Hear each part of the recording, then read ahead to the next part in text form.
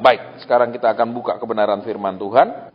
Hari ini kita cuma bahas satu ayat saja. Lukas pasal 22 ayat ke-35.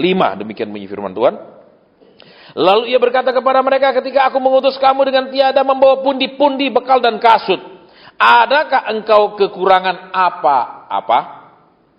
Saudara, saya tidak tahu mengapa saya disuruh khotbah ini di tempat ini. Tapi yang saya tahu adalah firman Tuhan adalah jawaban. Firman Tuhan adalah petunjuk yang kalau dilakukan akan mendapat jawaban.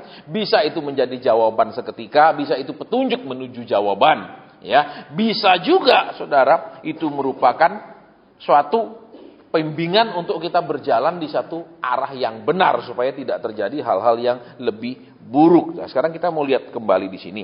Ketika aku mengutus kamu dengan tiada membawa pundi, bekal dan kasut. Saudara dan saya tahu, ya kan? Tuhan Yesus pernah melakukan tindakan ini, menyuruh muridnya pergi melayani, dan yang aneh, pelayanan tanpa dibekali, diperlengkapi, saudara. Ini yang aneh. Ya, ternyata kalau saudara dan saya perhatikan, ya, menurut teori ketergantungan, ya, ketergantungan seseorang kepada orang lain itu seringkali akan berjalan sejajar dengan ketaatannya kepada orang itu. Jadi, saudara dan saya perhatikan, ya, kadang anak kalau dia belum bisa mandiri, kadang anak kalau dia masih perlu disupport orang tuanya, apalagi dia masih 100% bergantung orang tuanya. Walaupun anak itu melawan, walaupun anak itu membantah, walaupun anak itu begini-begini, tetapi ada bagian di mana dia masih mau tunduk karena ada ketergantungan. Berbeda kalau anak itu sudah mandiri 100%, sudah punya usaha sendiri, kerja sendiri, rumah sendiri, semua sendiri, maka sulit sekali diharapkan untuk dia mau, saudara, taat, mau nurut. Kalau, saudara, dalam kondisi dia bergantung, dia mau nurut, itu normal. Wajar orang namanya bergantung. Misalnya kita bekerja sama orang, gaji kita tergantung sama dia, ya kita disiplin. Masuk jam berapa, pulang jam berapa, disuruh apa. Itu, saudara, karena apa? Ada ketergantungan nafkah kepada orang itu. Ya, terus saudara, sekarang perbedaannya anyap. Ya, semakin seseorang tergantung kepada orang lain, maka semakin dia akan senang tidak senang tunduk. Tetapi bukan tunduknya ini karena dia memang punya karakter tunduk, saudara, tetapi karena ada unsur ketergantungan. Jadi, saudara dan saya perhatikan, ya, kalau orang Kristen ini ada problem, ada masalah, orang percaya ini ada suatu beban, kemudian dia bilang, Tuhan, apa saja yang kau katakan saya mau lakukan, apa saja yang kau suruhkan akan saya kerjakan, apa saja yang kau tegur akan saya rubah. Itu bukan karena memang karakternya baik, tetapi karena dia punya ketergantungan. Dia sedang sangat butuh Tuhan. Jadi belum terbukti karakternya baik. Nah, jadi saudara, ujiannya nanti adalah ketika dia sudah diberi, dijawab, ditolong, diangkat, dibuat enak hidupnya.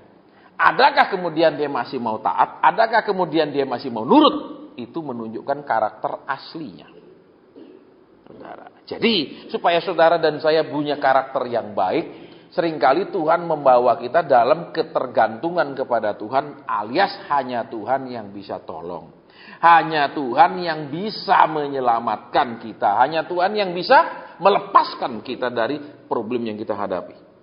Jadi, saudara, karakter yang baik tidak langsung ada di dalam hidup kita, tetapi lewat proses. Jadi kalau orang bilang, saya mau taat sama Tuhan, saya mau taat sama Tuhan. Lihat keadaannya, saudara.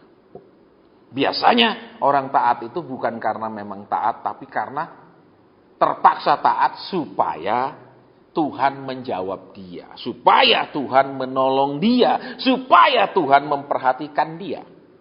Kalau kita taat karena terpaksa, kita taat karena lagi butuh, kita taat karena ada perlunya, itu bukanlah menunjukkan kita orang yang memang berkarakter baik. Itu hanya menunjukkan kita sementara berubah supaya ada perubahan dalam hidup kita. Saya ulang, ya, kita berubah supaya ada perubahan. Entah perubahan ditolong, diangkat, diberkati dan lain-lain sebagainya sejenisnya. Tuhan pernah mensuruh murid-murid, kamu lakukan kehendakku dengan syarat tidak boleh membawa pundi, bekal dan kasut. Tuhan mau melatih murid-murid itu ketergantungan sama Tuhan. Misal, kita punya uang terbatas. Terus, kita akan bingung misalnya, mau kredit atau mau apa. Ini uang tidak banyak. Tuhan, berikanlah petunjuk-Mu. Kenapa? Karena uangku tidak banyak. Beda dengan, Tuhan aku beli ini bisa, beli ini bisa, beli ini bisa. Aku tidak butuh berdoa yang mana Tuhan. Bisa ditangkap maksudnya? Ketika kita bergantung sama Tuhan, ya, itu menunjukkan sebenarnya seringkali ketidakmampuan kita untuk memutuskan sesuatu, ketidakmampuan kita untuk melihat ke depannya gimana, itu yang membuat kita tergantung sama Tuhan. Dan itu ketergantungan yang Tuhan tidak inginkan, saudara. Karena nanti begitu semuanya baik, kita tidak lagi bergantung kepada Dia. Masih ingat cerita saya tentang mobil yang saya mau beli dari seorang pengusaha biliar. Ketika saya tidak punya uang, saya berdoa. Ketika saya sudah punya uang, saya mau beli apa, saya tidak berdoa. Bisa dilihat karakter aslinya? Bisa. Kita banyak berdoa, tetapi ketika kita sudah punya apa-apa, kita tidak pakai doa. Masih ingat cerita itu kan? Saudara, jadi kembali ke sini ya. Dilihat, makanya Tuhan bilang apa? Kamu tidak boleh bawa ini, tidak boleh bawa ini, tidak boleh. Supaya kenapa, saudara? Satu, supaya memang bergantung sama Tuhan sepenuhnya. Namanya kalau tidak pegang apapun, orang pasti bergantung sama Tuhan. Karena jujur, saudara, di dunia ini, uang, aset memberi rasa aman.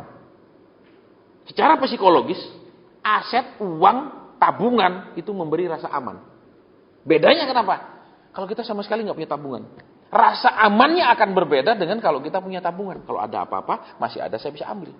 Kalau nggak punya tabungan, nah kalau ada apa-apa, kalau tiba-tiba sakit mendadak, tiba-tiba opname banyak keluar duit, terus gimana?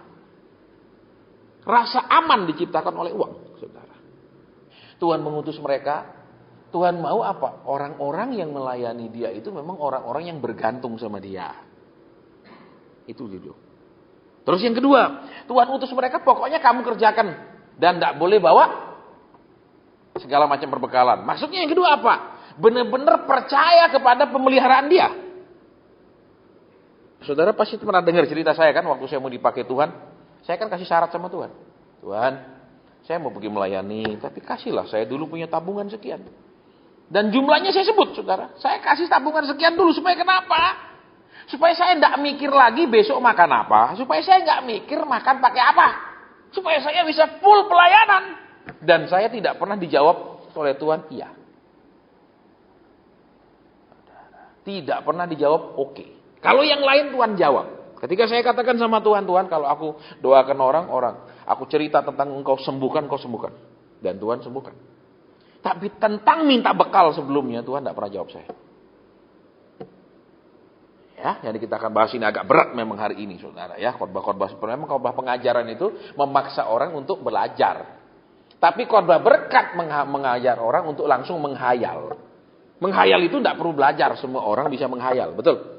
Lihat mobilnya orang bisa menghayal kalau saya punya, itu tidak perlu belajar. Tidak ada pendeta bilang saudara yang tidak bisa menghayal maju ke depan. Tidak ada, semua orang langsung bisa menghayal, betul? Apalagi belum nikah, lihat orang rumah tangga bahagia langsung menghayal. Aduh, saya juga kepingin. Semua kita bisa menghayal. Ya, tidak ada orang tidak bisa menghayal, saudara. Ya, tapi kalau pengajaran membuat orang harus apa? Belajar. Dan belajar itu memang tidak menyenangkan. Tapi menghayal menyenangkan, betul? Orang menghayal yang enak-enak, ya toh? Itu semua pasti enak namanya menghayal, saudara. Andai saya punya ini, andai itu semua yang enak-enak yang dihayalkan. Tidak mungkin yang tidak enak yang dihayalkan, saudara. Ya, nah, jadi kembali ke sini. Ya, yang pertama melatih orang bergantung sama Tuhan. Yang kedua melatih orang percaya sama Tuhan. Karena lihat, bergantung sama Tuhan membuat orang taat. Dalam tanda kutip, belum taat yang benar-benar dari hatinya ingin taat. Cuman karena keadaan memaksa dia taat. Jadi semua harus dimulai dari dalam, bukan dari luar. Dia memasukkan hukumnya di dalam, bukan memberikan batasan di luar supaya ini tidak boleh, ini tidak boleh, tidak boleh. Tidak. Dia membersihkannya dari dalam supaya sampai keinginan pun tidak ada untuk melanggarnya. Tidak boleh bawa pundi, bekal dan kasut. Saya tadi buka lama sekali. Pasti ada bedanya kata-kata ini yang di dalam bahasa Inggris. Saya tahu saudara dalam bahasa Inggris, saya sering khotbahkan ayat ini, saya sudah baca banyak terjemahan bahasa Inggris, di iPad saya ini banyak sekali terjemahan bahasa Inggris Alkitab dengan berbagai versi. Tapi saya belum ketemu, apa sih bedanya kata-kata yang dipakai di Alkitab ini. Ya, makanya tadi waktu Tuhan bilang khotbah ini, saya bilang Tuhan, mesti ada perbedaan dari 3 kata ini di dalam Alkitab. Tadi saya buka itu bukan lagi jawab WhatsApp, saudara. Saya paling benci nih lagi ibadah terus pakai HP, hidup HP. Berarti orang itu memang tidak menghargakan Tuhan. Jadi kedisiplinan dari dalam, bukan dari luar dibilang. Saudara-saudara tolong baca, mohon HP dimatikan. Itu dari luar disiplin, bukan dari dalam. Dan kalau orang seperti itu selalu harus disiplin dari luar, bukan dari dalamnya disiplin. Orang itu, maaf kata, hanya akan taat, hanya akan nurut kalau dia hidup di komunitas yang benar. Kalau dia hidup di komunitas yang ngawur, dia akan ngawur 100%. Karena dia 100% bukan dari dalam, tapi dari luar semuanya. Misalnya kalau belajar, disuruh sih belajar, baru ambil buku. Nggak disuruh ya nggak belajar. Itu orang yang dari dalamnya memang nggak beres. Dan Tuhan selalu membereskan dari dalam. Tuhan bilang apa? Bersihkan dulu bagian dalamnya. Betul kata firman, maka bagian luarnya akan bersih. Kalau saudara renungkan, bagaimana bersihkan sesuatu dalamnya, kok luarnya ikut bersih? Tidak mungkin. Tidak mungkin. Betul, harus juga dibersihkan kan? Betul, ternyata Tuhan tidak ngomong tentang cawan itu. Tuhan ngomong tentang, kalau kita dalamnya sudah bersih, luarnya bersih. Orang yang dalamnya bersih, tidak mungkin mikir aneh-aneh. Tapi orang yang luarnya tok seperti bersih, dalamnya bisa rusak luar biasa. Di depan orang, shalom, puji Tuhan, nunduknya mungkin kayak zaman Jepang. Tapi bisa sombongnya luar biasa. Kenapa? Dia bilang saya rendah hati. Buktinya itu kalau saya ketemu orang nunduknya, saya mau tunjukkan saya rendah hati. Kerendahan hati kalau ditunjukkan itu namanya kesombongan. Dia sombong supaya orang kagum mengagumi dia rendah hati. Baru saya ketemukan itu di Cambridge Dictionary, saudara ya. Saya akan buka di dalam bahasa Inggrisnya. Ternyata memang kalau di dalam bahasa Indonesia itu kan disebutkan tidak boleh membawa pundi, bekal dan kasut. Saya akan buka di bahasa Inggrisnya. Saudara, ternyata di bahasa Inggrisnya ini luar biasa. Di sini dikatakan begini. Lukas 22 itu. When I send you without purse. Purse itu bahasa umum memang dompet. Ya, saya buka. Tapi saya bilang Tuhan masih ada sesuatu yang berbeda di sini. Karena kata purse dan satu lagi kata script itu sebenarnya sama. Dua-duanya berarti dompet di dalam bahasa Inggris. Yang disebut dengan pundi dan bekal itu, dua-duanya sebenarnya sinonim. Saudara, artinya dompet loh. Saya tadi lama, Tuhan kok ini 2 kata kan memang dari dulu sama aja artinya. Dua-dua berarti dompet. Mesti ada bedanya saya katakan. Ya saya cari di Cambridge Dictionary begini, saudara. Yang diterjemahkan sebagai kalimat pertama apa tadi? Tidak membawa pundi. Ternyata pundi itu, saudara, berhubungan dengan pengeluaran. Jadi, saudara, Tuhan mengutus murid-murid yang ada pengeluaran yang sudah pasti harus ada. Tiap hari harus makan. Betul. Kalau di rumah tangga tiap hari harus makan, listrik, air, semua itu pengeluaran yang pasti. Betul. Betul. Iya apa ya? Loh. Tapi kalau, maaf kata, ya, kata yang satu lagi diterjemahkan sebagai apa? Bekal. Itu belum tentu kebutuhan yang pasti. Bisa jadi cuma keinginan. Misal jalan-jalan di mall, kepingin baju. Itu kan tidak setiap bulan orang kepingin baju. Betul. Dan tidak pakai tidak ganti, punya baju nambah itu tidak mati. Ya apa enggak? Bahkan tidak ganti baju pun tidak mati, amin. Ya apa ya?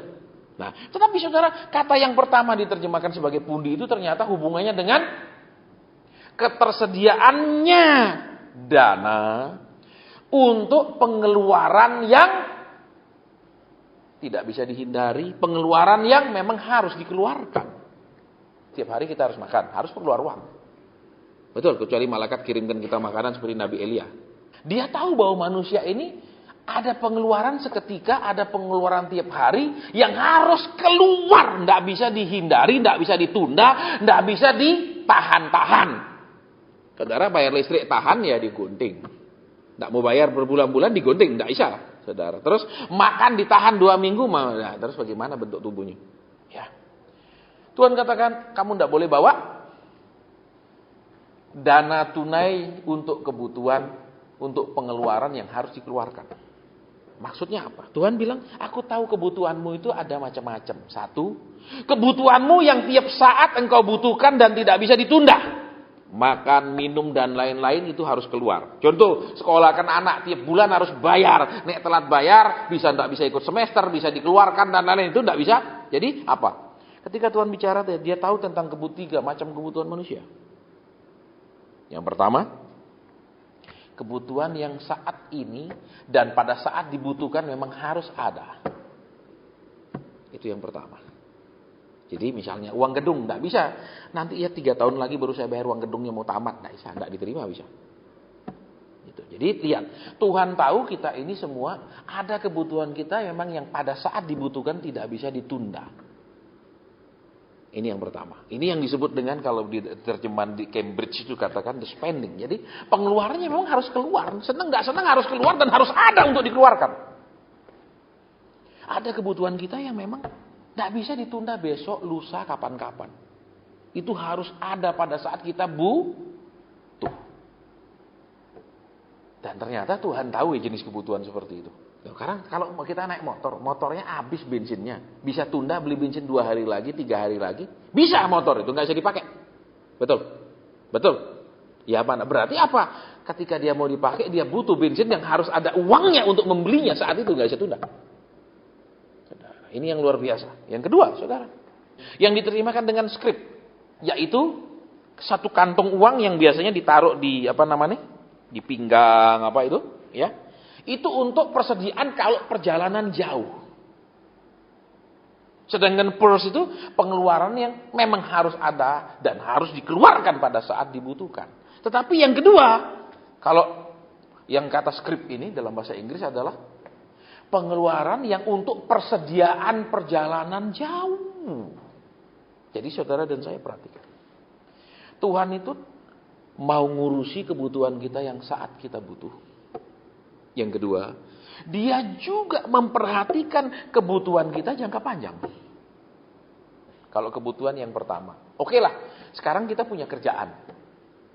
Tapi pekerjaan ini perusahaannya sudah goncang-goncang, siap-siap PHK. Misalnya, berarti itu apa? Cuman Tuhan menjamin purse, pundi. Tapi bekal tidak. Kenapa? Ya saya bulan ini gajian, tapi katanya bulan depan ada banyak PHK. Nah, itu tidak menjamin perjalanan panjangnya kemudian. Saudara, berarti apa? Tuhan yang menjamin yang dibutuhkan saat ini, Tuhan juga menjamin yang dibutuhkan terus untuk kelangsungan hidup. Tadi waktu saya buka di Cambridge Dictionary saya nangis, saudara. Terima kasih Tuhan. Itu peneguhan. Ya. Coba saudara misalnya. Ya. Misalnya ambil kredit sepeda motor. Lah tiap bulan harus ada uangnya. Betul. Berbulan-bulan nggak bayar, ya motornya pas saudara pakai akan dicegat dan diambil. Pasti. Betul. Itu harus ada. Mungkin waktu kita punya uang muka bayar. Tapi kelanjutan untuk bayar sampai lunasnya ada nggak? Ini yang Tuhan bicara tentang pundi dan bekal. Itu luar biasanya, saudara. Makasih Tuhan. Itu peneguhan. Bahwa yang kita butuhkan saat ini pun dia tahu. Dia persediakan. Yang kita butuhkan untuk kelangsungan hidup kita yang masih harus kita lalaikan. Tidak langsung besok mati gini kita nih. Masih panjang dong. Itu pun dia sediakan. Itu saudara, kalau saudara dan saya perhatikan. Makanya lihat di sini. Aku mau engkau tergantung kepadaku untuk kebutuhanmu yang saat ini, yang harus ada pada saat dibutuhkan. Yang kedua, aku tahu bahwa engkau karena hidupmu tidak langsung mati besok, lusa, engkau juga harus punya kepersediaan untuk hidup itu. Itu yang disebut dengan bekal. Ya, skrip itu saudara, biasanya diikat, dibawa itu untuk perjalanan yang jauh, bisa bulan-bulan untuk perjalanannya. Dia bawa bekal uang. Kalau kita bekerja katakan, Tuhan hanya memberikan kita pekerjaan, tetapi juga kelangsungan dan keamanan kerjaan kita. Jangan, saya ada kerja Pak, terus bagaimana? Nggak tahu Pak, katanya sih dasar mau di PHK. Nah, itu tidak ada bekal berarti. Untuk kelangsungan besoknya tidak terjamin. Dikatakan, tidak boleh membawa pundi, bekal dan sepatu, saudara, atau kasut. Yang pertama, saudara, siapa yang tidak punya kebutuhan yang memang harus ada? Semua kita ada kebutuhan yang memang harus ada uangnya pada saat kita butuh. Tuhan mau bergantung padaku. Pada saat engkau benar-benar butuh, aku tahu ada kebutuhan yang memang harus ada uang yang dikeluarkan. Tidak bisa ditunda, nggak bisa ditahan. Bagaimanapun harus dikeluarkan. Nah kalau tidak ada, apa yang dikeluarkan? Ya, jadi pers itu bicara tentang pengeluaran, spending. Sedangkan skrip ini bicara tentang persediaan. Jadi Tuhan mau urus apa? Yang pertama, aku tahu ada kebutuhanmu yang memang harus ada. Yang kedua, aku tahu engkau juga membutuhkan jaminan untuk terus ada. Bisa ditangkap yang kedua? Yang ketiga Tuhan bilang, sepatu. Kita pun saudara ya, seperti saya misalnya kalau masuk hutan pakai sepatu. Ya, pacet banyak. Kalau itu jaga pacet, ada bahaya ular beracun. Jadi di Jawa ini juga banyak yang seperti ular derek gitu. Saya sering ketemu. Itu kalau gigit selamat tinggal dunia. Kobra. Ya, itu jadi kalau pakai sepatu tinggi lebih aman daripada kalau kita jalan keinjak terus dia patuk. Jadi apa? Keamanan perjalanan. Terus apa lagi? Kalau kita tidak pakai, terus kita punya kaki ketusuk, bisa lanjut jalan enggak? Bisa, tapi sangat terganggu. Bisa sangat lambat. Ya, jadi apa? Banyak kegiatan saya tidak bisa lakukan. Itu cuman apa? Baru lututnya. Itu, apalagi kalau telapak kakinya ketusuk terus berdarah-darah enggak karuan, enggak bisa jalan. Jadi lihat di sini saudara, 3 hal. Ya. Tuhan tahu saudara dan saya ini karena perjalanannya masih panjang, butuh perlindungan untuk bisa terus jalan, terus bergerak, terus maju, ya terus bekerja dan lain. Dan dia katakan, kamu tidak boleh bawa sepatu. Alias, aku yang lindungi, aku yang jaga langkah-langkahmu. Terus apa lagi, saudara? Aku yang arahkan langkah-langkahmu. Supaya enggak, sudah jelas itu jurang, kamu maju terus. Maju tak gentar. Saudara, banyak saya ketemu orang Kristen yang maju tak gentar. Sudah mentok telepon. Ya, saya pernah saksikan itu saudara kan. Ada satu orang, dia ikut di ibadah, tiba-tiba Tuhan bilang, jangan beli tanah itu. Ya, tanah di tepi sungai itu jangan beli. Saya nggak tahu dia siapa, cuma Tuhan bilang itu, terus saya sampaikan, maaf ya, Tuhan bilang. Oh benar Pak. Ya, ternyata dia kerjanya developer. Kita memang mau beli tanah itu karena seberang sungai sana sudah dibangun perumahan mewah. Seberang sungai sebelah sana itu perumahan mewah semua. Lah ini kan cuma seberang sininya, Nek. Tapi dia tidak dengar bahwa tidak boleh beli, dia beli dan bangun perumahan. Terus bangun unit yang laku cuma 20%, 80% jadi rumah hantu. Terus Pak Asen tolong doakan. Ya. Ini cuma laku 20%, 80% tidak laku. Terus saya bilang, kan Tuhan sudah bilang nggak boleh beli. Tolong Pak Hasan pergi doakan. Oh maaf enggak. Kan Tuhan sudah jelas bilang jangan. Betul? Tuhan sudah bilang jangan. Karena melihat pasti untung lah. Pastilah. Ini kan seberang sungai sini lah, sana seberang sana perumahan mewah kok. Ya toh yang sini kan tinggal seberangnya toh kan karena bernempelan perumahan mewah ini dibikin agak murah kan orang juga bangga. Saudara berdekatan dengan perumahan mewah itu. Tuhan mau perjalanan kita panjang itu Tuhan mau apa? Enggak boleh bawa sepatu Tuhan bilang. Loh. Nah, terus Tuhan suruh jalan enggak? Terus piye sepatu cuma satu itu? Enggak boleh bawa banyak-banyak. Terus kalau rusak piye? Nah, itulah kembali ketergantungan. Itulah kembali menjaga hubungan supaya jam-jam bisa kontak, menjaga hubungan supaya jam-jam bisa ngubungi. Ada. Nah sekarang coba saudara kenal orang 5 tahun tidak ngubungi, tiba-tiba saudara hubungi, bisa-bisa dia sudah ganti nomor HP, betul? Betul apa ya? Bisa-bisa sudah ganti nomor HP. Yang kedua, bisa jadi dia sudah hapus nama saudara. Saya punya kebiasaan saudara, kalau teman biasa 6 bulan tidak hubungi saya, nomornya saya hapus.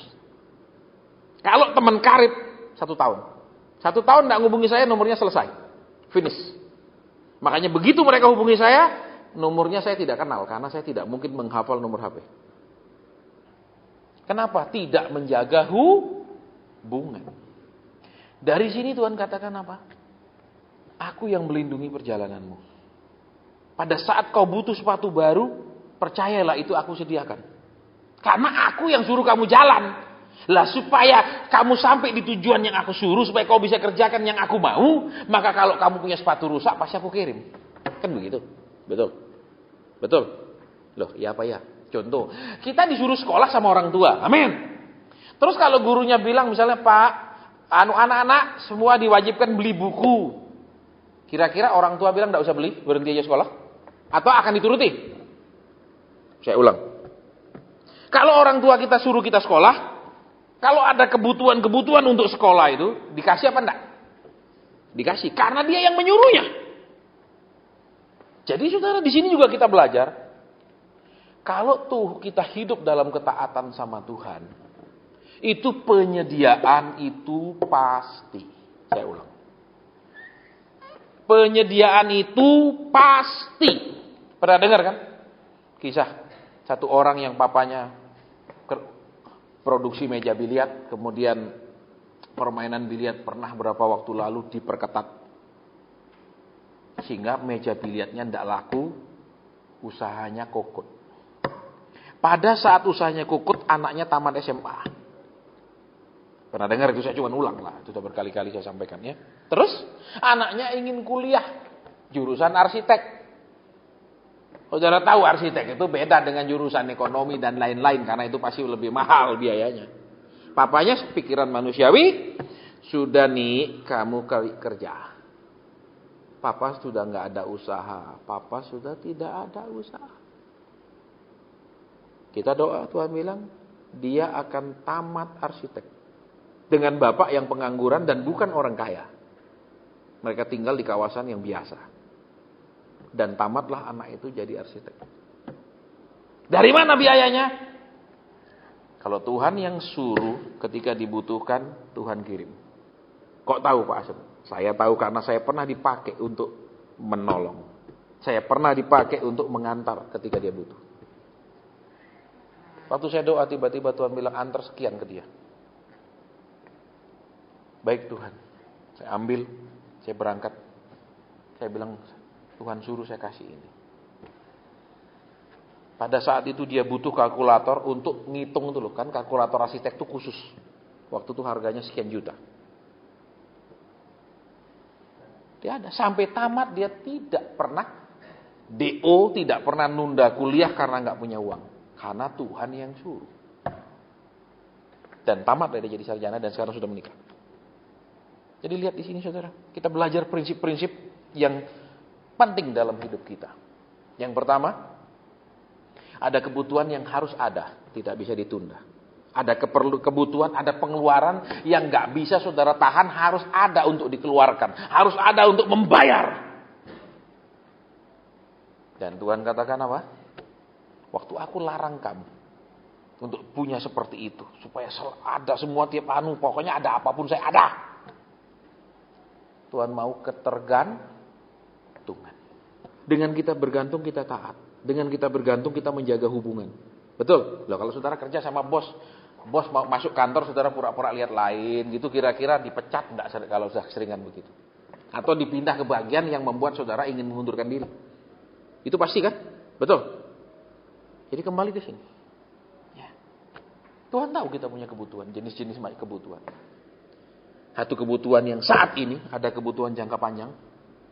Mungkin kita punya kerjaan, tapi mungkin pekerjaan itu tidak aman, jam-jam dipecat. Atau mungkin kita punya usaha, jam-jam usaha itu usaha musiman. Musimnya berganti, usaha itu tidak lagi bisa jalan. Tuhan tahu. Dia bilang, apa tadi? Dia bicara tentang bekal.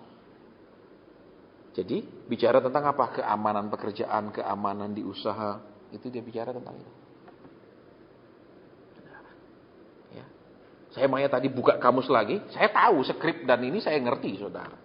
Tapi saya masih buka kamus lagi karena dua kata ini sebenarnya artinya sama, mesti ada bedanya, mesti di mana bedanya.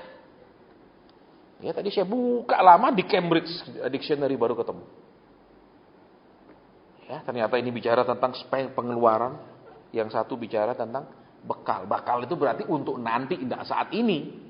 Kalau pengeluarannya saat ini, butuh saat ini keluar. Saudara makan misalnya, tiba-tiba di restoran tidak bisa bilang, Ci, belum gajian, belum THR, bisa ya nunda. Nek tidak kenal ya, urusannya panjang. Betul, minimal ninggalkan KTP, ya men.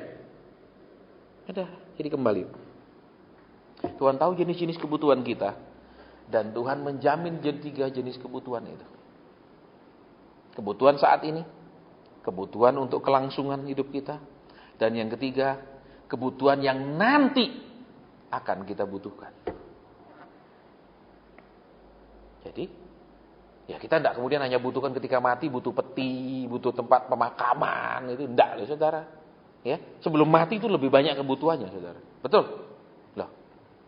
Ya, kalau sudah mati kan kebutuhannya sedikit. Dikasih peti, betul? Terus dibawa, selesai kan? Kasih nyanyian berapa lagu, terus diturunkan. Ya, selesai sudah ceritanya. Tidak butuh apa-apa lagi toh. Amin. Ya paling kasih batu nisan nek Kristen ya toh, kasih gambar salib, betul? Ya kasih simbol salib, padahal paling dulu tidak pernah dia mau pikul salib misalnya gitu ya. Selalu cari enak tok ikut Tuhan, selalu cari berkat tok, tidak pernah mau taat misalnya. Disuruh apa yang tidak enak selalu tidak, tapi kalau mati kasih tanda salib. Nah, makanya saya syukur tidak jadi gembala. Kalau saya jadi gembala, jemaat yang tidak taat tidak boleh kasih tanda salib. Ya orang tidak pikul salib kok kasih tanda salib, gombal. Betul. Kayaknya Tuhan tuh kayaknya dianggap tidak ada harganya, boleh dipasang sembarangan. Enggak toh. Enggak hidupnya enggak mau taat, enggak mau nurut. Kok kasih tanda salib? Tanda salib apa yang selama ini dia pikul? Oh saya pikul salib apa? Saya punya kemauan begitu banyak Pak, berat sekali. Lah itu kalau kemauan bukan salib, gombal. Ya, jadi sekarang yuk kita akan cepat di sini. Kita akan selesai. Ya. Adakah engkau kekurangan? Dan murid-murid mengatakan, kami tidak ada kekurangan apa-apa. Kalau di dalam terjemahan bahasa Inggrisnya itu dijadikan satu ayat jawabannya. Kalau terjemahan bahasa kita dipisah ayatnya. Saya buka tadi dijadikan satu. Enggak, kami tidak ada kekurangan apa-apa. Satu ayat. Nih, bahasa kita dipisah. Ya rupanya waktu mau jawab mikir-mikir panjang sih. Mungkin ada yang jawab pakai iman. Ya kami iman ini tidak kurang. Gitu ya. Jadi kalau ini spontan tidak. Ya, tidak ada kurang. Tuhan mau kita bergantung sama Dia. Tidak sok pinter di hidup ini. Orang yang bergantung sama Tuhan bukan orang bodoh. Justru orang yang pinter karena dia tahu itulah yang paling baik. Itulah yang akan membuat hidupnya terhindar dari masalah yang tidak perlu. Terhindar dari pergumulan yang dia buat sendiri. Ya, seperti yang tadi dia bangun. Kan sekarang coba dia enggak beli di sana, sekarang enggak stres berat. Kenapa? Cuma 20% rumah yang dibangun laku, 80% nganggur. Nek dia pakai uang bank, mabok dia. Seringkali Tuhan itu mendidik kita. Ya, hanya semata-mata tujuannya supaya kita bergantung sama Tuhan. Kedua, supaya kita percaya sama Tuhan. Dia bilang, kau kerjakan tugas, enggak boleh bawa ini itu, alias pokok kau kerjakan, aku yang jamin. Aku yang adakan, aku yang kirim. Kan begitu jaminannya. Yang ketiga, supaya kita menjaga hubungan dengan Dia. Setiap saat kalau pas butuh, enggak malu, enggak segan untuk menghubungi. Karena banyak orang tidak punya rasa malu. Waktu butuh tok baru nyari, waktu butuh tok sok karib, sok dekat. Karena saya enggak tamatan sekolah Alkitab, saya cuma tamatan misi. Saya kasihan, ya sudahlah saya doakan, iyalah Tuhan, baik Tuhan, kan katanya harus mengasihi, iya. Lama-lama saya sadar, saudara. Manusia itu enggak bisa dibegitukan. Digitukan malah brengsek. Makanya saudara lihat, waktu umat Tuhan bertobat langsung Tuhan tolong? Enggak. Sesudah Yusuf mati, perhatikan. Mereka terus dijajah orang Firaun berganti-ganti kan, sesudah Yusuf mati. 400 tahun kemudian baru mereka keluar. Sesudah Yusuf mati kan langsung dijajah. Langsung Tuhan bilang cepat keluar. Enggak. Tunggu 400 tahun. Jerit-jeritnya sampai mungkin enggak karuan tenggorokannya sudah betul. Zaman itu kan belum ada perlega tenggorokan ya jerit-jerit. Enggak dijawab, 400 tahunan baru dijawab. Kenapa? Karena kita tidak bisa menjaga hubungan. Karena memang kita tidak pernah membangun hubungan dengan Tuhan.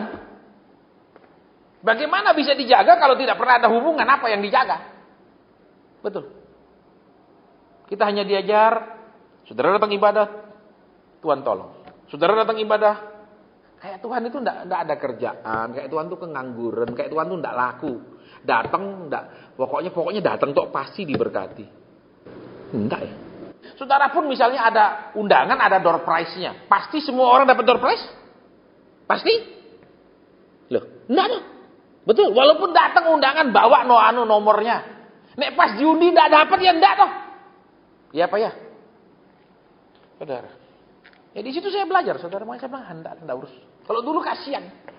Orang punya masalah sampai saya puasakan, saudara. Enggak ada uangnya sama sekali bahkan. Karena kasihan.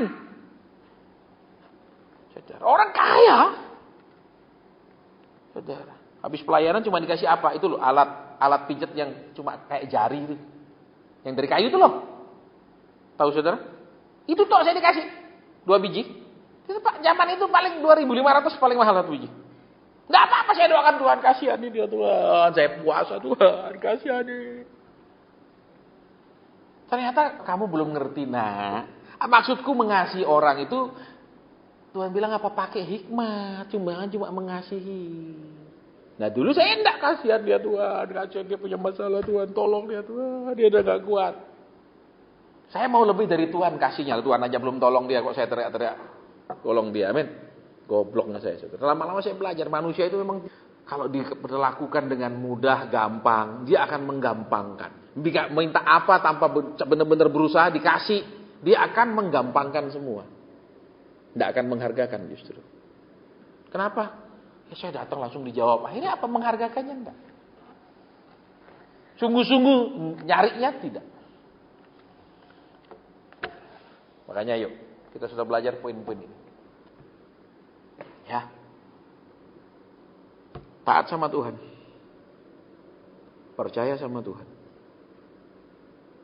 Ya, taat, percaya, beriman sama dia, dan kita akan lihat Tuhan bilang, adakah kau kekurangan? Jawab murid-murid bilang tidak. Langsung dia bilang ada sedikit Tuhan. Bagian anu yang kurang Tuhan. Enggak. Murid-murid bilang tidak. Berarti semua tercukupi. Semua dia. Enggak misalnya tiba-tiba Petrus bilang, Tuhan, sepatu yang kau kasih kekecilan, peres kakiku Tuhan jalan kekecilan. Atau ada murid yang satu bilang, Yohanes, Tuhan sepatunya kebesaran Tuhan. Enggak.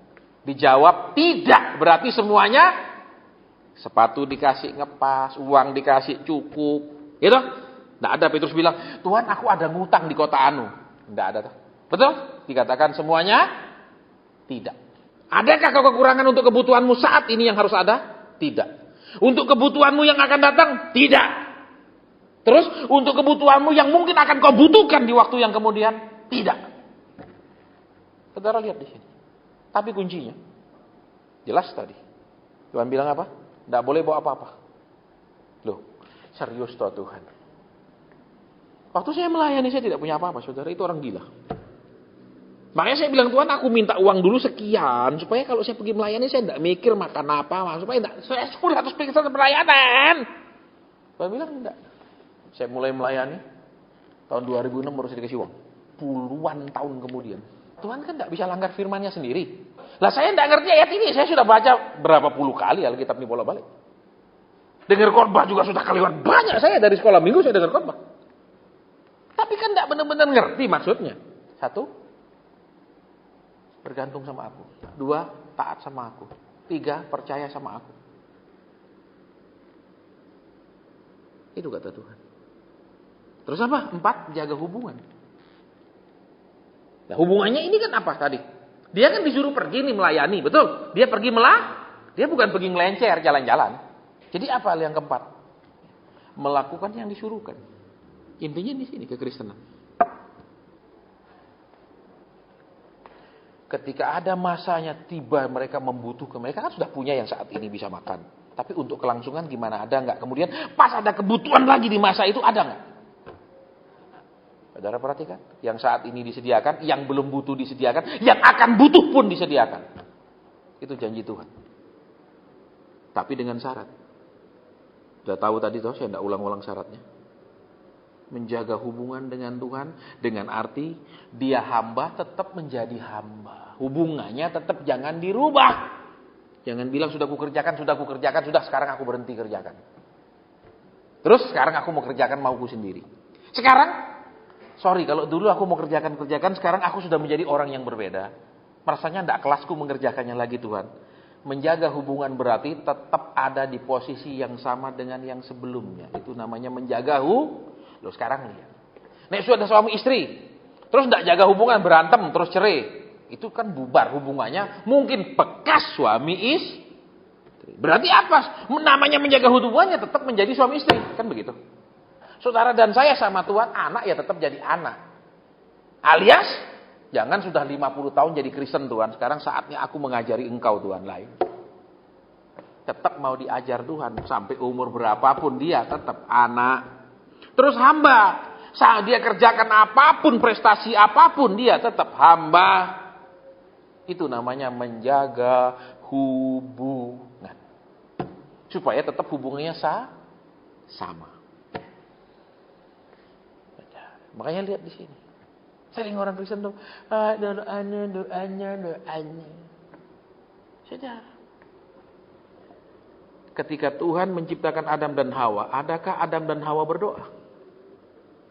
Ritual-ritual diadakan hanya sesudah mereka diusir dari Taman Eden.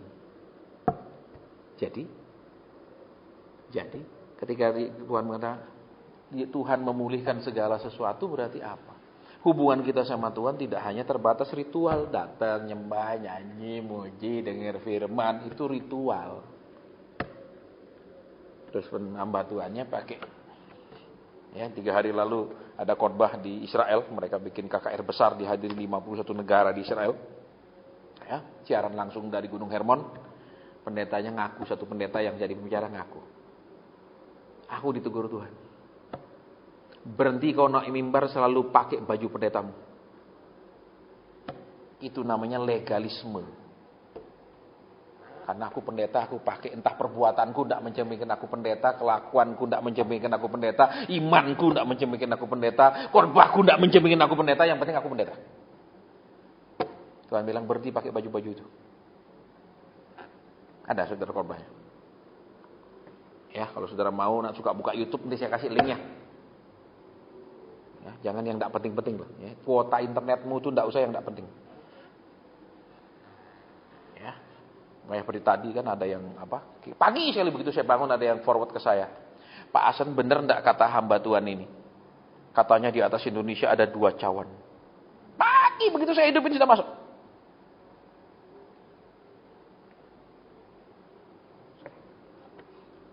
Saya langsung jawab. Pendeta yang dapat penglihatan siapa namanya? Tidak ada di situ. Tidak disebut. Betul? Tidak ada disebut sama hamba Tuhan itu tak sembarangan. Siapa aja bisa ngarang.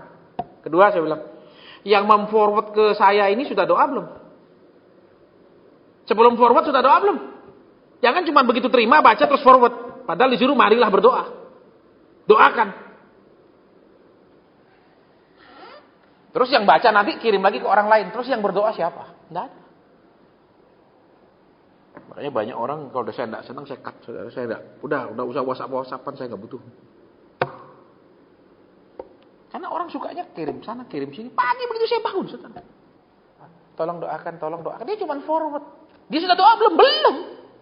Dia suka doa enggak sama sekali, cuma suka medsos. Makanya banyak orang yang tiap hari ngirimi saya apa berita, ngirimi apa, saya blokir. Saudara. Yang enggak penting, saudara. Ya, kita bangga mendapatkan berita yang berita terbaru dan kita sebarkan. Saya bilang, saya hanya mau dengar kamu dapat apa dari Tuhan, sampaikan ke saya. Jadi kembali ke sini. Adakah kamu kekurangan suatu apa-apa untuk kebutuhanmu yang saat ini harus ada, untuk pengeluarmu saat ini, untuk jaminan kelangsungan hidupmu dan kebutuhanmu yang akan kau butuhkan di masa yang akan datang? Dan mereka jawab, tidak ada. Kembali kuncinya. Ketergantungan. Ketaatan. Kepercayaan kepada Tuhan. Menjaga hubungan dengan Tuhan. Kita seringkali tidak menjaga hubungan. Cuma ya hubungan biasa-biasa aja. Betul?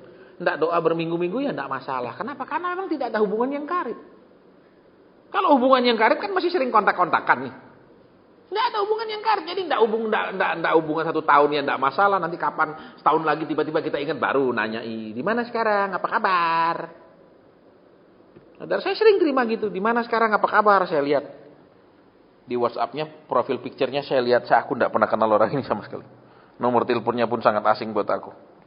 Karena kalau saya jawab apa kabar, oh saya baik, pasti nyusulnya apa? Pak Asen saya mau nanya, Pak Asen saya mau konseling. Kelanjutannya ada, lebih baik nggak usah dijawab sama sekali. Supaya sadar. Itu ketika umatnya tidak menjaga hubungan dengan dia bilang apa? Maka pada saat kau mencari aku menyembunyikan diriku. Ada ayatnya. Betul? Pada saat aku berbicara kepadamu, engkau tidak mendengar. Pada saat engkau berseru kepada aku juga aku tidak dengar kata.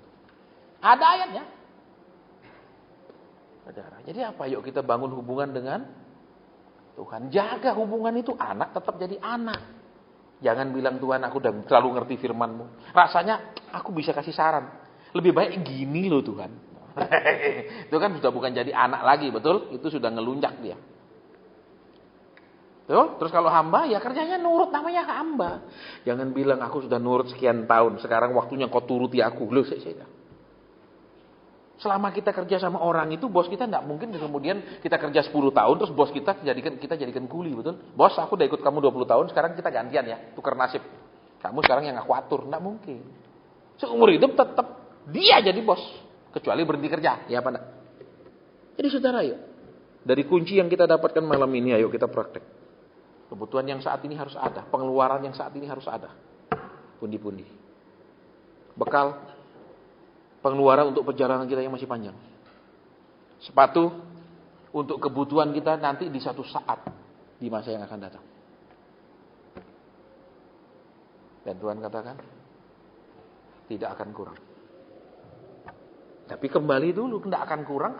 Kenapa tidak kurang? Baca syarat dan ketentuan. Zaman sekarang kita tidak diajar syarat dan ketentuannya, diajar pokoknya kau datang ibadah Tuhan akan bikin kenyang, kau datang ibadah Tuhan akan Tuhan itu tidak jual obral karena tidak laku. Halo? Ya, kalau barang tidak laku tawar berapa, pokoknya sudah mau dijual ya sudah daripada saya tidak pakai juga jual. Itu kalau barang tidak laku. Saya tidak tahu kenapa saya suruh khotbah ini. Apakah memang ada di antara kita yang mengalaminya, atau Tuhan sedang memberitahu kita kuncinya supaya kelak ketika kesulitan datang, kita sudah sepenuhnya ada di dalam pemeliharaan Tuhan. Ingat, Yusuf ada sepenuhnya dalam rencana Tuhan. Ketika semua kelaparan, saudaranya kelaparan, bahkan bapaknya kelaparan. Betul? Bapaknya yang nama apa? Yakub, yang nama Israel itu pun kelaparan, yang adalah pangerannya Tuhan. Itu pun bisa kelaparan, Yusuf tidak kelaparan. Kenapa? Dia ada di dalam rencana Tuhan. Dia percaya janji Tuhan. Dia taat kepada Tuhan. Betul? Kita lihat kan? Panjang sekali bisa kita ambil. Bukan hanya tentang kekudusan, kesucian masa muda. Bukan hanya itu tentang Yusuf. Dia percaya janji Tuhan dia akan jadi orang penting. Makanya dia tidak mau berzina. Kalau saudara percaya Tuhan itu setia, kita tidak akan melakukan sesuatu yang membuat janji itu batal. Kalau kita percaya dia setia, kita akan menjaga hidup kita tetap benar. Karena kita percaya dia akan lakukan semua. Kalau kita ragu, sudahlah hidup sembarang aja. Kenapa kita ragu sama janjinya? Orang yang tidak percaya penuh sama Tuhan, pasti akan melakukan hal-hal yang menyakiti Tuhan. Tapi orang yang yakin sepenuhnya pada firman Tuhan, janji Tuhan, dia akan menjaga dirinya karena dia percaya janji itu pasti tergenapi. Jadi, ibadah sampai di sini. Kita mau berdoa. Kalau Tuhan mau ngomong saya sampaikan. Kalau tidak ada sudah jelas kuncinya pada malam hari ini. Jaga hubungan dengan Tuhan. Jangan pernah merubah sifat hubungan itu. Dan apalagi merusak hubungan itu. Kita mau berdoa. Bapa, terima kasih Tuhan Yesus, terima kasih. Terima kasih buat rahasia ini ya Tuhan. Terima kasih.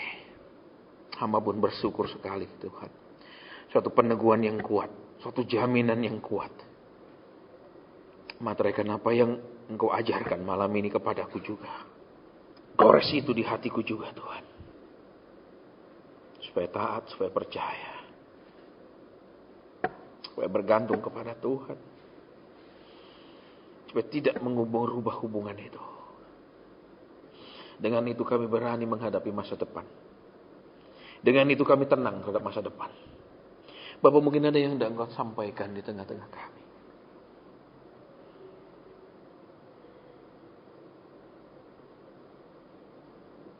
Amin. Saudara, di tengah-tengah kita masih ada orang yang mengeluh tentang kerjaannya. Kerja. Saudara, saya mau sampaikan sama saudara satu hal. Kadang kita ditaruh di tempat di mana kita menderita, tapi Tuhan mau latih kita untuk bisa mengucap syukur di tengah hal yang buruk. Kenapa? Karena kalau di tengah hal yang buruk saja kita bisa mengucap syukur, apalagi ketika Dia buat segalanya jadi baik, maka Tuhan akan menerima ucapan syukur yang berlimpah. Tetapi kalau kita tidak bisa mengucap syukur di tengah hal yang buruk, percayalah kita tidak pernah bisa punya kompetensi dan terlatih untuk mengucap syukur di segala yang baik. Ketika saya diproses Tuhan, kantong saya 100-an rupiah logam pun tidak ada, yang gambar burung yang tebelin. Jangan 1000-an, 100-an rupiah pun tidak ada. Sehingga ketika saya memulai pelayanan, orang cuma memberikan saya kacang panjang satu ikat itu cuma isinya 4-5, yang panjang itu diikat jadi satu dulu, cuma 5, paling 5 biji yang panjang-panjang segini loh, kacang panjang dikasih cuma 2. Itu pun saya sudah bilang terima kasih Tuhan. Bertahun-tahun saya pelayanan, persembahan yang paling besar nilainya yang saya terima adalah sekarung ayam. Ayam 1 ekor dimasukkan ke karung karena orang desa. Itu yang saya disuruh bawa pulang. Tahun itu nilainya cuma 18.000 rupiah. Dan saya bilang terima kasih Tuhan. Kok bisa bilang terima kasih? Ketika segalanya sama sekali tidak ada. Sekecil apapun itu berharga. Tetapi ketika kita sudah cukup banyak punya, hal yang kecil menjadi tidak berharga. Saya masih ingat. Makanya sampai sekarang kalau saya jalan kaki, saya kan kalau pulang tiap sore jalan kaki sama anjing saya ketemu logam 100-an rupiah, 200-an rupiah, saya pasti pungut. Jadi, kalau saudara dan saya tidak bisa mengucap syukur, Tuhan punya resep yang paling manjur. Akan dinolkan benar-benar 0. Sehingga 1.000 rupiah pun kita bisa menangis waktu menerimanya. Terima kasih Tuhan. Hati-hati dengan sikap tidak bisa bersyukur. Dengan jelas kata tadi kerjaan. Teruslah mengeluh di pekerjaanmu. Teruslah tidak puas, teruslah menggerutu. Silahkan. Satu saat Tuhan bosan dan akan mendidik engkau sampai 1.000 rupiah pun kau bisa bilang terima kasih. Hati-hati. Silahkan kalau mau ikuti jejak saya, mungkin bilang Pak Asen ngalami, saya kepingin ngalami, silahkan. Ya, nanti bisa cerita sakitnya. Jangan pikir enteng. Akan keluar air mata terus. Malam merenung dan nangis. Merenung dan nangis. Belajar dari orang lain. Ambil hikmahnya, tidak perlu mengalaminya sendiri.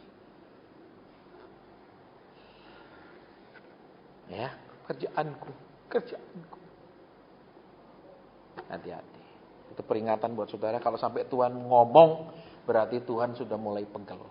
Kalau enggak pegel cuman enteng-enteng, Tuhan masih diam mendem.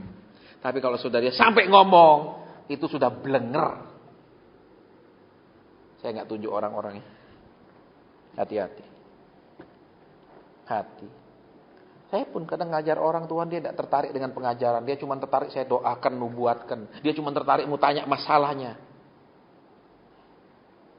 Tapi saya datang Tuhan, saya minta dikuatkan supaya bisa melayani. Tuhan kadang saya bosan lihat Tuhan. Tapi tolong saya supaya setia. Tidak mudah. Ini diajar tidak nurut. Nyata, disuruh doa tidak mau. Kita yang malah yang disuruh doa. Bapak yang doakan. Lah masa ulangan umum, kamu punya ulangan umum, saya yang disuruh duduk di sekolah, di kelas, kok enak? Nyata, suruh taat tidak mau. Maunya doakan aja Pak. Saya cuma tanya ini loh Pak. Kok saya mau konseling ini aja, tidak usah lah yang lain-lain Pak. Ini aja Pak. Itu. Ya. Jadi ayo yang kerjaan. Saya doakan kalau mau. Kalau saudara udah nggak kuat di situ, saya doakan jadi pengangguran, maju ke depan ya. Kalau sudah ngeluh-ngeluh terus jadi pengangguran lah, mau? Maju ke depan. Saya doakan supaya dipecat. Nggak ada. Saudara ingat, kalau kita tidak bersyukur di dalam kedukaan, dalam kesusahan, percayalah kita tidak akan pernah bersyukur di dalam hal-hal yang menyenangkan. Kenapa? Karena kita rasa ya wajar toh gini. Bahkan mungkin kita semestinya tidak begini, mestinya lebih dari ini. Kita tidak akan bisa bersyukur. Kalau semuanya berjalan baik, semuanya berjalan mulus, semuanya mudah didapat, maka orang akan sulit sekali berterima kasih. Tapi kalau semuanya didapat dengan berat sekali, dengan setengah mati dia dapatkan, apapun yang dia terima itu dia bilang terima kasih. Kalau engkau tidak bisa bersyukur, maka engkau akan dibawa sama Tuhan ke lembah bayang-bayang maut. Sampai hal-hal yang paling kecil pun kau akan hargai kemudian. Tinggal pilih sekarang, sekarang mengucap syukur, atau di proses hancur lebur baru bisa mengucap syukur. Pilihan ada di tangan kita. Oke, baik. Sudah Tuhan, sudah hamba sampaikan orang yang terus mengeluh kerjaan. Amin. Baik, ibadah sampai di sini. Itu saja. Tidak ada doa berkat, tidak ada doa penutup. Karena doa tidak usah ditutup, tapi tetap terbuka untuk terus berdoa. Tuhan memberkati kita. Selamat malam.